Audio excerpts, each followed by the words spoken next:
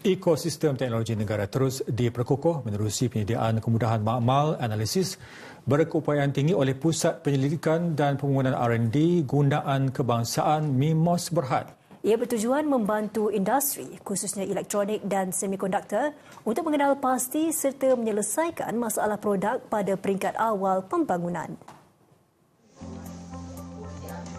Menurut Ketua Makmal Analisis Bahan MIMOS Berhad, Teknologis Dr. Siti Ramah Esa, Makmal Failure Analysis FA dan Material Analysis MA disediakan bagi menyokong analisis terperinci yang membolehkan pemain industri membuat keputusan teknikal dengan bukti dan data saintifik.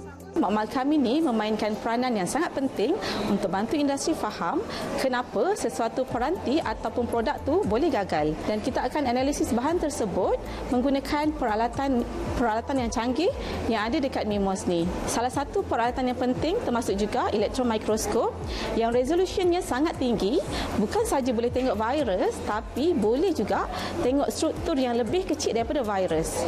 Selaras aspirasi ke arah negara berteknologi tinggi menjelang 2030, beliau berkata perkhidmatan ditawarkan ini disokong barisan penganalisis yang dilatih secara intensif sekaligus berupaya mengurangkan tahap kebergantungan kepada makmal luar negara. Di samping mengurangkan risiko kegagalan produk, MIMOS turut menyokong sektor R&D syarikat daripada pelbagai latar belakang.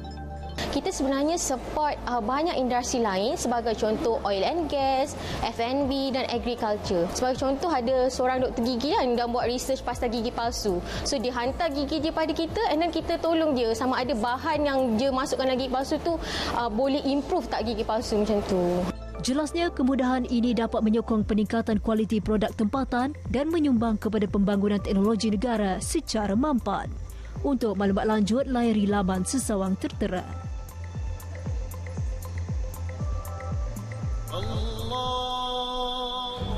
Ramadan adalah waktu